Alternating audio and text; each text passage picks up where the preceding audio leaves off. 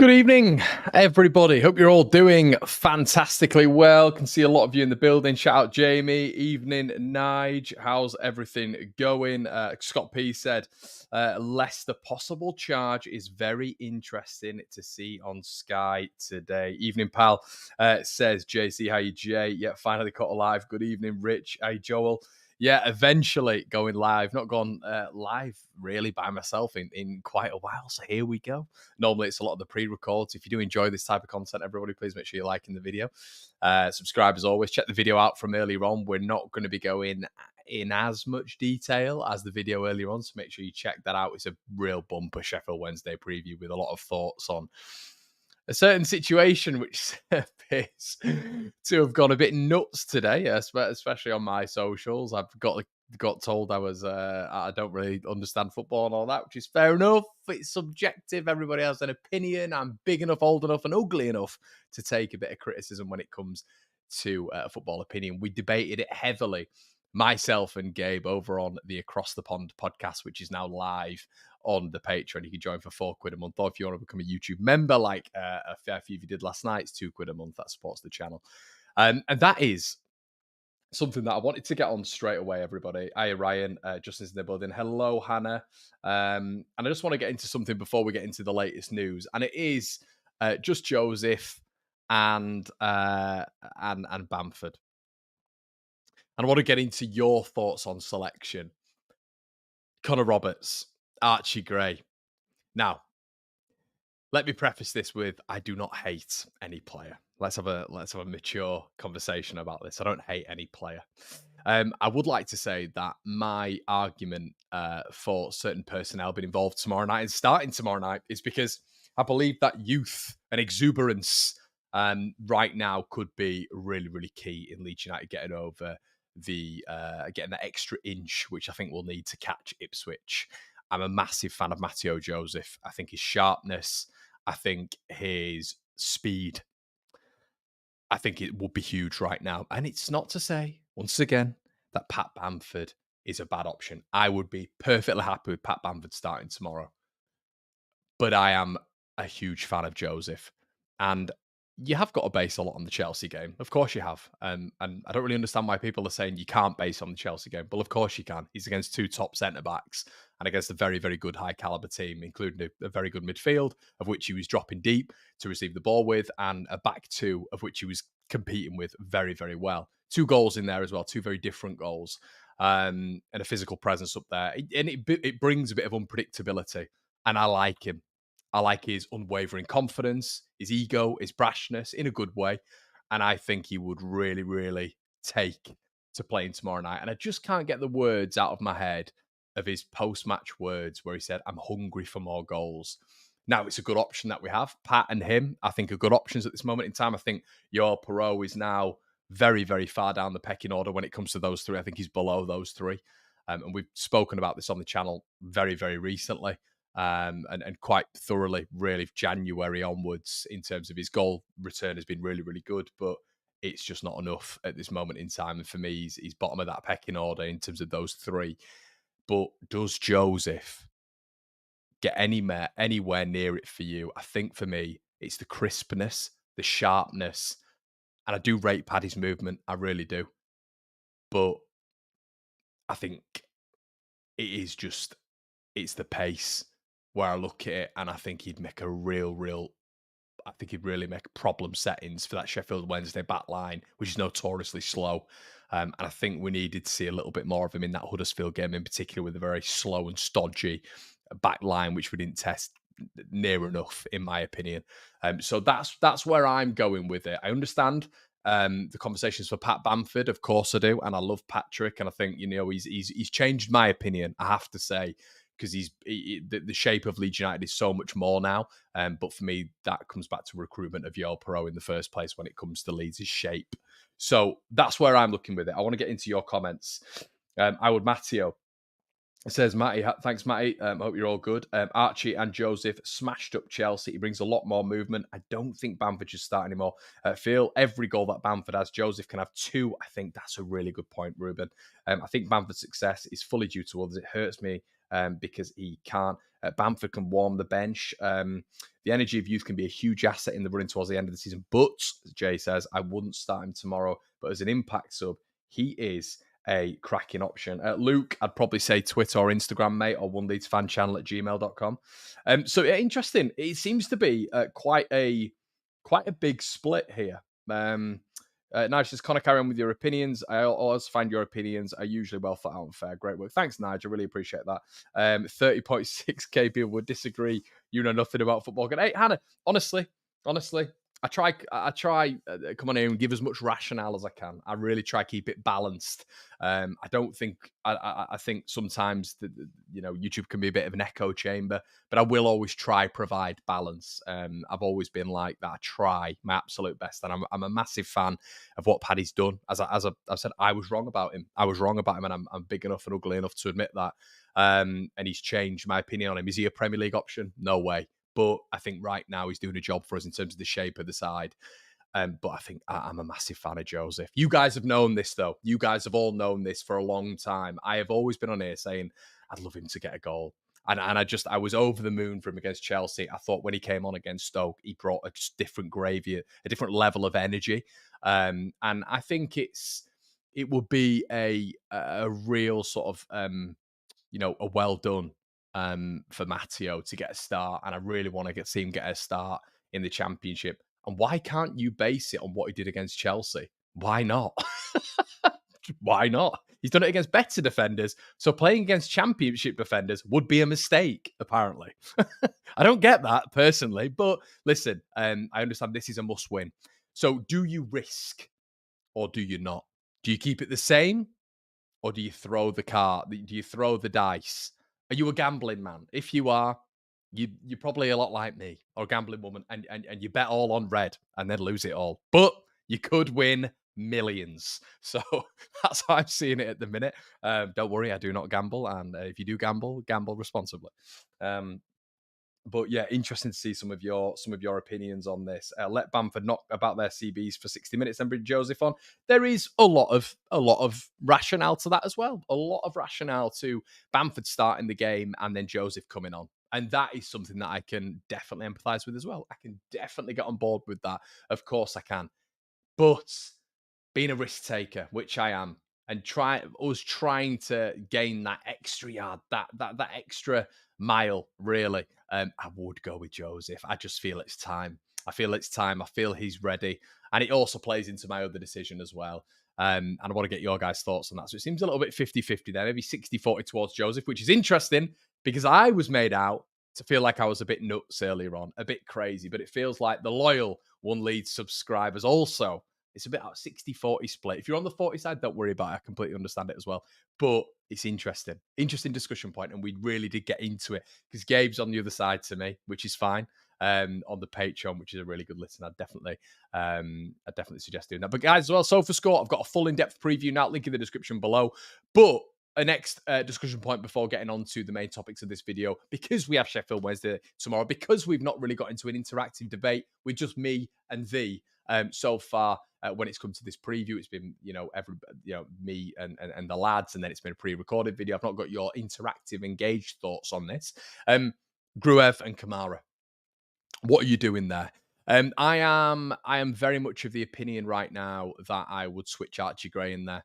I think Archie gives us everything from a defensive perspective that, let's say, Kamara does. I think he's aggressive, he's tenacious, and he got player of the match against Chelsea. Because Caicedo and Enzo Fernandez, and I am basing it on that performance.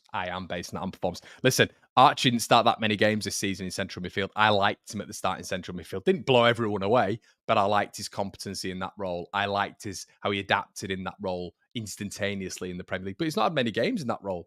But I'm looking at that Chelsea game, like I'm looking at that game with Matteo Joseph, and the variables are, it's an FA Cup game. Just go and give it your all. And they are variables, and there's no real pressure there. But they dealt with that game remarkably well. And I am a massive fan of giving youth a chance. And we spoke on this channel about putting Joseph ahead of Perot not long ago, and a lot of us were laughed out the building. You can't do that. Perot's experienced. And now there's an argument that Joseph is ahead of Perot, I would say. And I think you give them a chance, and those two in particular have a Premier League elite mentality, in my opinion, both of them.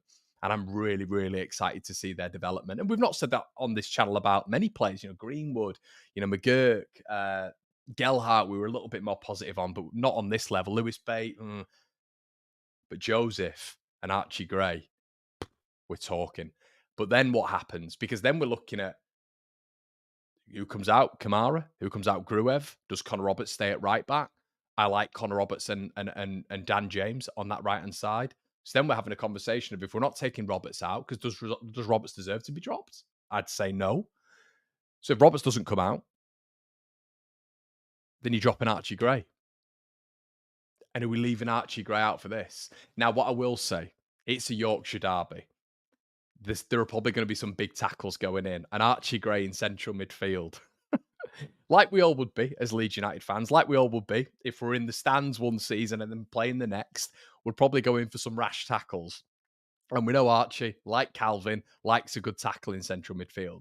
Would that be a little bit of a put me off for you guys in terms of putting him in central midfield? An interesting thoughts. An interesting thought. How you doing, mate? All good, Joe. How are you, mate? I'd put Joseph in just because Bamford looked knackered on Tuesday. Yeah, I did think he looked a little bit tired, if I'm honest with you. But we'll wait and see how that goes. Matty says, give Glenn a rest and start Archie in the midfield. In midfield in second half against Stoke was poor. Yeah, I didn't think he was too out of it, Kamara. I didn't think he was too out of it. And he brings Archie's very different to Kamara. Very, very different. I think I would probably say in terms of on the ball as a cultured player, Kamara's a little bit better than Archie Gray. I think Archie Gray is more of your Gerrards. He's box to box. He can cover more ground. He's defensively absolutely solid, in my opinion. I think he's excellent at recovering the ball. But I also think going forward, he charged with the ball through the heart of the defence, and I think he'd get more shots off. That's sort of the comparison I'd look at. I think a more cultured man on the ball with a little bit more finesse is Kamara. So I think different games suit different players. Gruev is the screener. So I think you would have to start Archie with Gruev. I think you'd have to do that. I'm not 100% sure you could start Archie with Glenn Kamara, because then I'd be a little bit worried about not having a screener there. We've had a screener in Ampadu. We've had a screener in Gruev. I'd be a little bit worried if we didn't have that defensive component of the double pivot, to be honest with you. Gray will definitely come in. I believe he was rested for the Stoke game. I agree. I think that's it. And but the big thing is, everyone, it's the huge conversation now is, but what do you do with Connor Roberts? I mean, what would you do with Connor Roberts? Because this is the whole conversation right now, isn't it? You're going to have to leave one of the midfielders out. It's going to have to be Glenn. It's going to have to be Gruev, or it's going to have to be Archie, because otherwise you drop Connor Roberts on the back of a clean sheet, on the back of being part of that defence. And we all know there's been a couple of you guys in the comment section who've just said Farke doesn't change a team. And you are right. And it'd have taken him a lot to put Connor Roberts in there, and it's taken its sweet time. But football's based on a meritocracy at Leeds United, so he deserved to go at right back. But then what do we do? Because there's going to have to be a midfield change there, because I agree with a lot of you. I don't think Roberts comes out. So there is going to have to be a midfield change. Does Archie sit out again?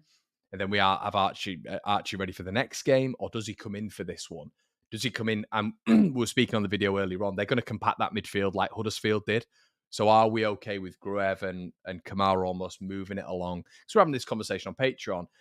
Gabe was putting a little bit of the blame on Summerville and Rutter, and they have been lower in terms of performance, in my opinion, as well. But I think there's got to be a little bit of slack taken there, because I also think that there needs to be a little bit more reliance on the double pivot. One of the double pivot, i.e. Kamara or Gruev, to get forward and aid some of the forward players as well, provide a different option when it comes to goals in particular. I think there is so much reliance on Chris Summerville and Rutter at the minute that when there is a 7 out of 10 performance, Leeds suffer as a whole. And I think that will be helped massively by someone in that double pivot actually getting some goals and getting forward and being a threat as well. In my opinion. The potential of Gray and Gruev could be decent. You could even bring in Cresswell or Cooper and move Ampadu back in the midfield with Gray Kamara. Luke says Connor plays right back for the rest of the conflict. Look, everyone's talking about Roberts. Archie doesn't slip like Gerrard. That's true. That's very, very true. Connor, I hope you're well. Hi, Justin. Roberts has shown his experience and Premier League quality. Very difficult to take him out of the minute. Derek says midfield is crap. No goals. Derek, I don't think it's crap. I think it's just different, mate. I think it's different profiles. I think what you get with Gruev and what you get with Kamara is just players ticking it over. You know, a lot of it is lateral. I use that word a lot, lateral, just sort of side to side. I do think that. I think a lot of the handbrake is on. So what you'll normally get with Gruev in particular is, hypothetically, Mele will give him the ball, or the centre back will give him the ball, and he'll go straight back. He won't set the ball out on it. He won't open his body, get the ball on his back foot, and then look to move it. He will do if he's got a little bit of space and a little bit of time, but he's not going to bypass a press. He's not going to get the ball from the centre back, open his body, try to take a man on, and then play a ball. He'll never do that. He'll always go straight back the way he's facing. Which is a very sort of like risk averse player. And there does seem to be a lot of people who say, he switches the ball all the time. He doesn't. He really doesn't when you watch him. But as we mentioned a lot of times on the channel, he's an upgrade to Forshaw, which isn't a bad thing at all, especially at championship level. Forshaw was good when he was very decent when he was fit at Leeds United at ticking the ball over. And if Gruev's an upgrade on him, that's great. It's a great profile to have. But I think you also need some risk in that midfield. Getting a shot off, driving through the heart of the midfield a lot. And I think Glenn does drive through a little bit, but I don't think he does it often enough. And I think it is a little bit safe. And I don't think he's getting enough shots off. The job shouldn't just solely be, in my opinion, on all of the attacking players to do the attacking work. I think you've got to have contributions from elsewhere. And if we're not getting contributions from set pieces, which we rarely do, then there needs to be contributions in open play from some of our midfielders, in my opinion, because there's too much of a heavy reliance on Summerville and Rutter. And it is Summerville and Rutter. James chips in, and James has been excellent this season, but the reliance on creating space and opening a team up is through those two and those two solely. How annoying was it? It's side to side through the game on Tuesday. It was a little bit, mate. Yeah, it was. Calgary calling Connor, Roberts and Gray and Joseph must play aggression and pace and physicality required. They'll be up for us. We need a win 3-1 Leeds. Yeah, I think you're spot on there. What do you think about Byram back in? Not much said. Does Firpo come back in or not? Yeah, Ruben, good, really good point there, mate. I've spoken early on, and I would go with Sam in for this one. I just think the occasion is big. I think player caliber, player quality wise, I'm putting Firpo in at this level. I think Junior's had a tough 2 or 3 games, to be honest with you. And you know, Sam once again came in and did okay, didn't he? So I would be surprised if he was taken out. We know Farke likes him, you know, from his time with him at Norwich and just in general. We were the only club in for him and brought him back. Farke clearly has a bit of an affinity with him. Listen, none of us mind Sam. None of us mind Sam. Do I think he's capable for the next level? Not at all. But I don't mind Sam at all. I think in a strange sort of way, he's been a bit of a revelation. Do I think he's good enough? Not really for long term. But this season, he's been a revelation in terms of how good he was at the start. I think injuries have caught up to him throughout the season. We've seen his availability go like that. He's not been dependable or reliable, really, in the second half of the season. But in terms of a derby, I think it's going to be ferocious. I think they're going to be right up for it. And I think you need characters. I think you need experience. And listen, Firpo has got a decent amount of experience under his belt, but you know, Sam Byram, and it feels very sort of like archaic in saying this, but it feels Byram is almost ready-made for a game like this. I feel a real level of character, grit, determination, and he'll be up for it. And it's a chance to prove himself and get that left back spot back again. But you know, we look at this now and we're looking at the dimensions of this Leeds side. And if Byram starts, if Robert starts, if Archie starts, if Joseph starts, I don't think any of this is going to happen. But if Joseph starts, that's 4 big, like huge changes, really, when we're looking at this side of the last month that has done so well. So I can understand the argument of, look, why are we changing so much? Why are we changing so much? Because you could look like a genius or you could look like a complete moron. And that's the risk of changing things right now. But it is an interesting one. Live at last, Mark catching alive. Am I right, Mark? Shout out to you, mate. Welcome. We have 0 goals from midfield, from midfield 2 this season. That just shows safe and passive we are in that position. That's crazy, Jay. 0 goals, and you're right. I think it is 0 goals. Crazy that, isn't it, from a midfield 2? Shane Manton isn't available. Big fan of him. Yeah, yeah. Tommy says, "Do you want to see Joseph start more? Can you tell, mate? Can you tell?" Byram can also tackle. Firpo for me struggles. I think, yeah, Byram's a little bit more positionally aware, and I think tactically for this one, it's going to be interesting because if what's the little man in the midfield called Barry Bannon, if he's fit for this one, what he's doing under Danny Role now is he's a free roaming role.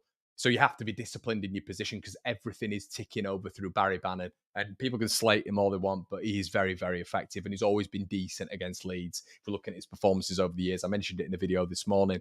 But if Barry Bannon's playing a roaming role, it is going to affect Byram as well because he's also cutting in on the wings this season. And he's using that left, he's using that right, and he's taking almost that, for Sheffield Wednesday, the Bernardo Silva role, and just doing everything for them under Danny Role. So we've got to be aware of that, and we cannot let this guy pull the strings. And I do worry about Firpo positionally if we are to sort of, if Barry Bannon does dictate the game for periods, which he probably will do tomorrow. He's going to get hold of the ball and start moving it. We know he will because he's got that quality. So we've got to be positionally aware tomorrow. Bannon, don't want to miss this one. He will be back. Yeah, I think he might be for this one. I think Danny Role said he will be anyway. What's your gut feeling? We going to win? Actually, first time we'll nervous. I think we will win tomorrow. Yeah, I think we will win. I think we're going to win 2-1. I think it's going to be tight. But I think we'll get the win. But the title of the video, everybody, there's been rumours today circulating that Leeds United might get Joe Rodon for 10 million quid. That's if we are to go up to the Premier League. There's been reports from 2 or 3 months ago stating that Leeds are going to have to pay up to 20 million, apparently from the Spurs end, according to some Spurs publications.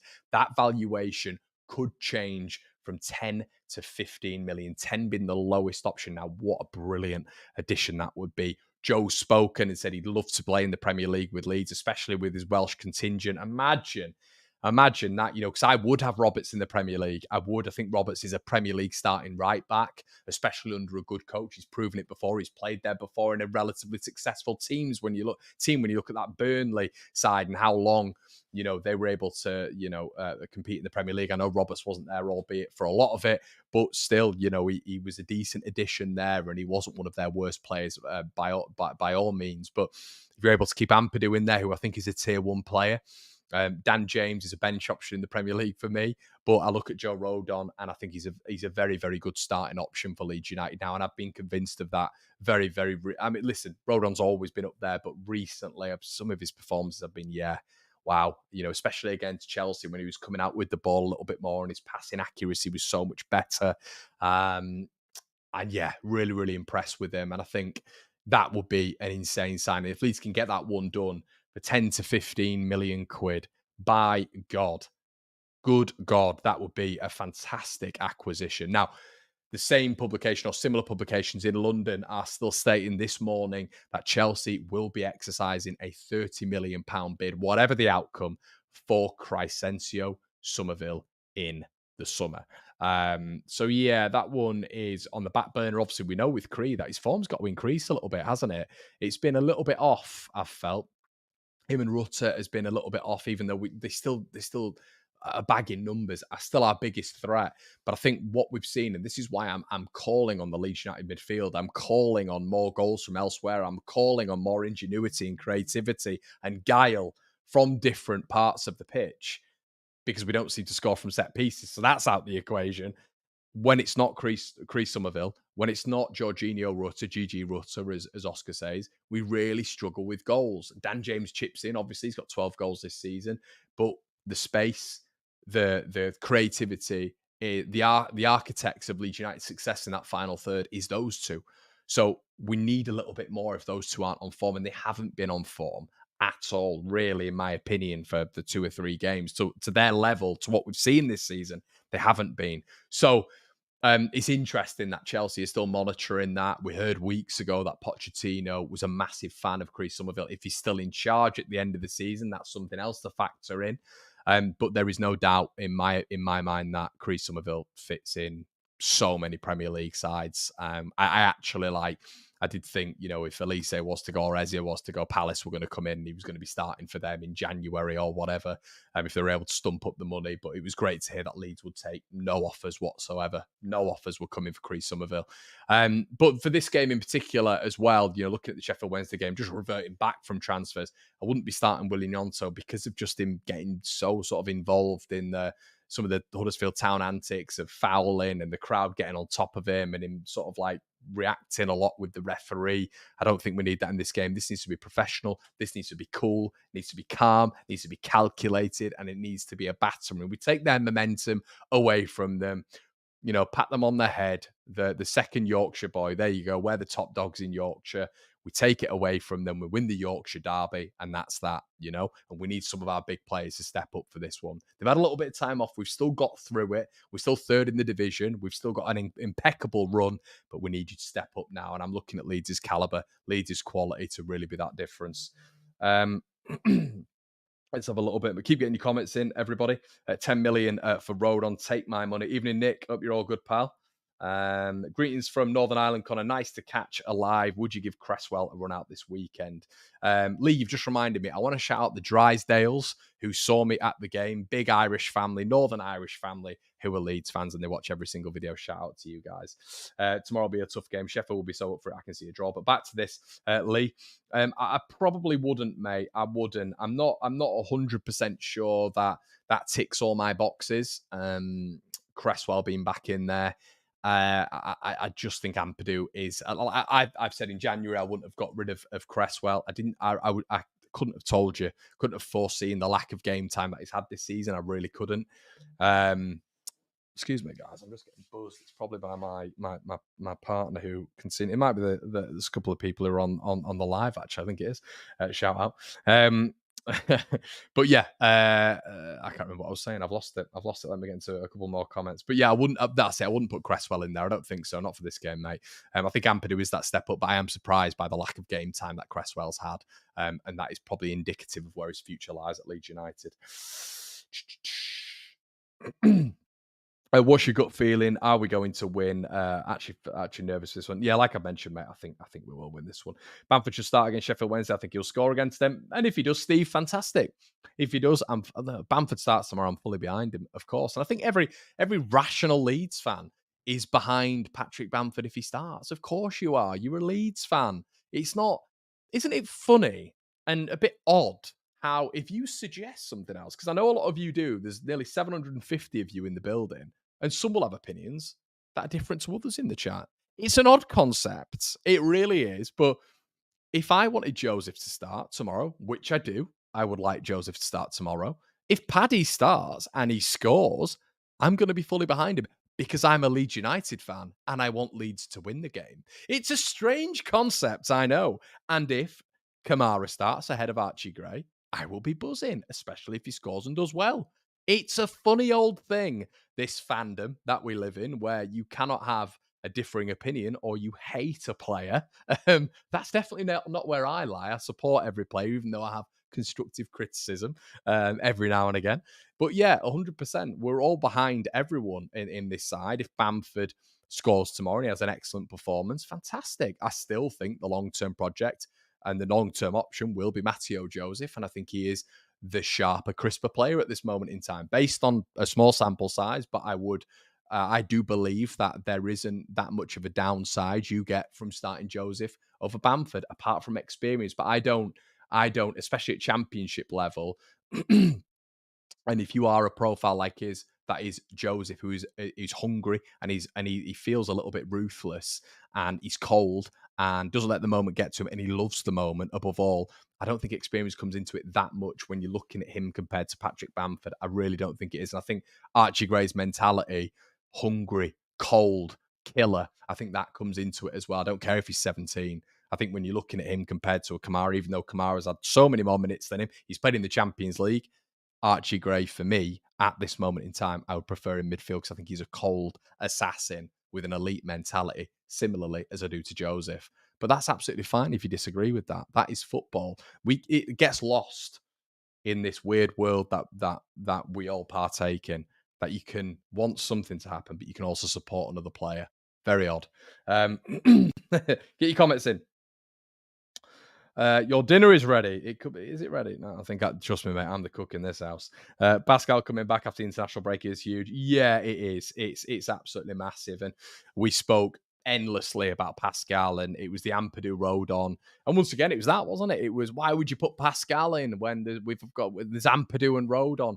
Well, because Pascal has scored 6 goals for us, including a cool, I've used that word a lot, a cool, sexy pirate penalty where he was under pressure and sat the keeper down the wrong way at Preston, which just that technical ability to do that as a centre-back, I've always been a big fan of. But he gives us the height. Really simple, really archaic, really stupid, really sort of 70s, 80s ball knowledge, if you will. He gives us height as a centre-back, so he'll score more goals. Simple, and it's true. And he'll be able to defend much better in sort of a zonal system as well from corners. He'll be able to defend better as a centre-back in comparison to Ampadu, just because of his height, because he's about 6 inches bigger than him. When we defend in silly corners that we're letting in, or silly free kicks that we're letting in. And then we've got him and Rodon at the back, who at the start of the season were absolutely magnificent. And that just seems to have gone, because the last game Pascal Strout played in, even though he scored and played pretty decently in, we lost the game. So now Pascal is attributed to that performance, us losing, which is absolutely mind-blowingly ridiculous, because 2 weeks previous to that, he was involved in a 4-0 demolition job where he scored again against Ipswich at home. So, Pascal Strouk is going to be like a new signing when he comes back. And if the worst is to come to it, and Leeds United are in a playoff battle, touch wood, that doesn't happen, Pascal coming back in is that next level of quality, which is just going to be absolutely mesmeric when it comes to Leeds United's and selection. And what did Daniel Farke say? Pascal Struijk is the cornerstone. Guys, this is what we were chatting about at the time. The guy was the captain of the side before he got injured 13 times out of 14 appearances. And then he was injured. And I was getting people telling me that he has to be left out of the side. It's fine if you believe that, but based on what? Why? What are we talking about here? Pascal Struijk is a phenomenal player at this level, in my opinion. Didn't really work with him at the Premier League, if we're being honest. But I think his ceiling's very, very high, and I think I personally think we've actually seen a bit of a drop off. I want to see my Welsh destroyer, who can play with the ball very, very nicely as well, back in midfield, and Pascal at the back is going to be a welcome addition, a very, very welcome addition, and we'll see Leeds at a greater position to what we are now. I've always said this on the channel, and people might disagree. Fine. We get the exact same results as we have had in 2024 with Pascal at the back. Nothing changes. It doesn't. Because once again, you don't lose anything. There's no upside you get from putting Ampadu in there over Strout. But in my opinion, you'll always lose something taking Ampadu out of central midfield, even though we've done really well in there. Nicholas says, One Leeds is now watched by all my workmates on the big screen at work. Keep up the great work you do. Nick, I hear that a lot, mate. I hear that a lot.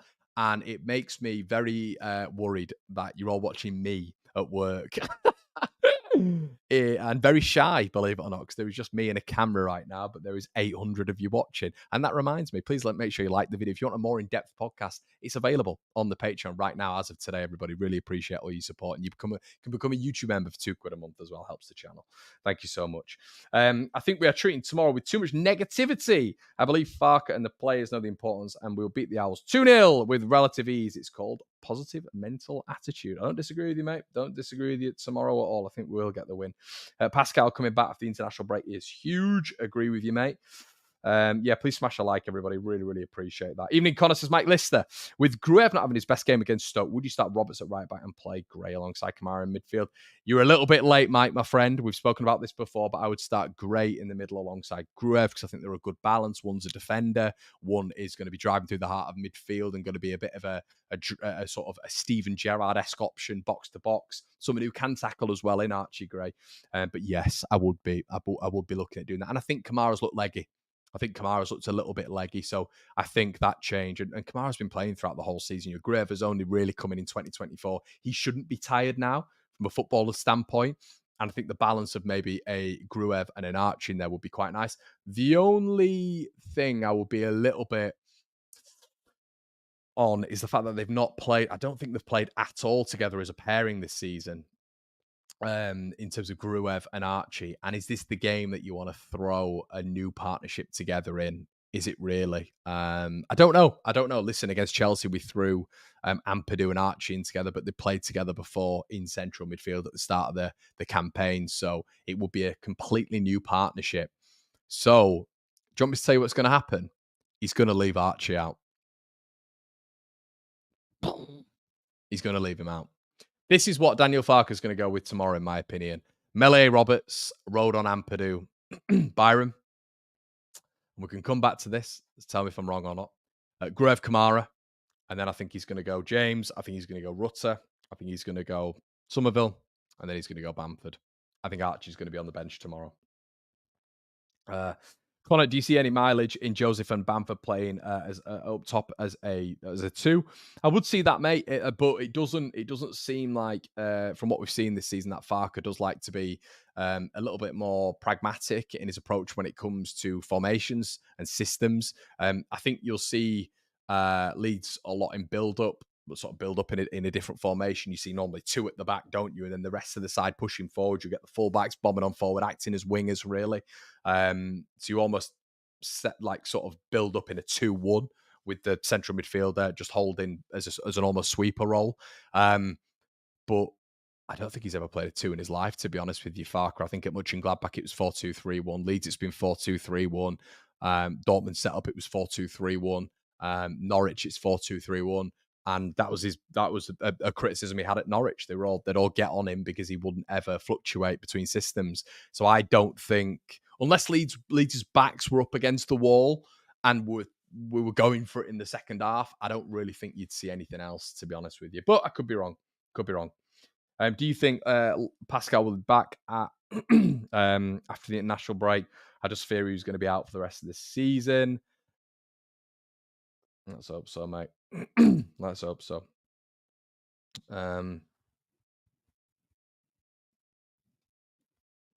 Gray will have the versatility of Paul Madeley. Yeah, I mean, Martin, a lot of that strike that he had against Leicester reminded me of the Madeleys a little bit. And the beauty about Archie is you just see no drop-off. You've seen no drop-off in anything he's ever done this season. So when I'm saying put him in centre midfield, and then I'm saying, well, I don't know about Gruev and his partnership, so what? So what? You play your best players in their best positions. So there's an upside. So Gruev and Archie, if that's what Farke has been wanting to do, Farke will do it because we know he's got a stubborn head. But also, Farke will do it because he believes it's the right action for tomorrow.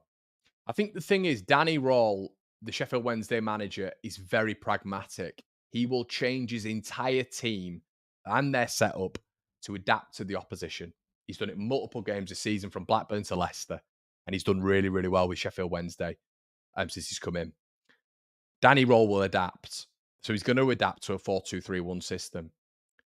He's going to adapt to the players. He'll know Farke doesn't really change a lot when it comes to the system.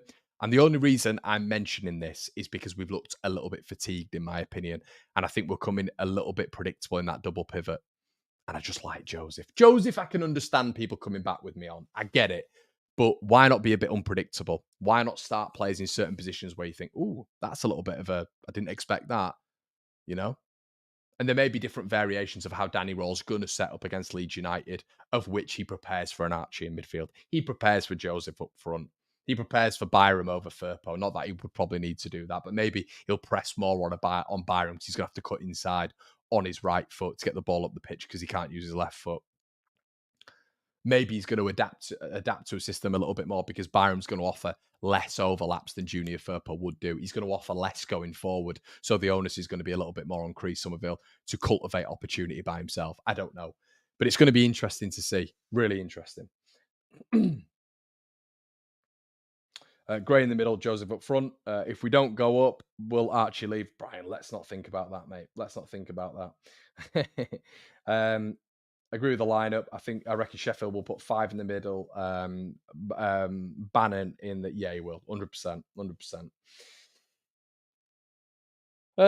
Yeah, guys. So what we'll do is, if you want some bonus content, please head on over to the Patreon if you want some. Make sure you do that. It's only a £4 a month if you fancy that. It helps the channel as well. £2 a month if you want to head over to YouTube as well and become a member. You can also download SofaScore. We've got your full preview for Sheffield Wednesday tomorrow. We're going to be back with some more bonus content. Everybody, it's been an absolute pleasure. Before you leave, there's over 800 of you in the building. Please make sure you like the video. Let me know what you think in the comment section below if you haven't done already. Interactive engagement is what we strive to achieve on this channel as well. Guys, it's been an absolute pleasure. I'll see you on the other side.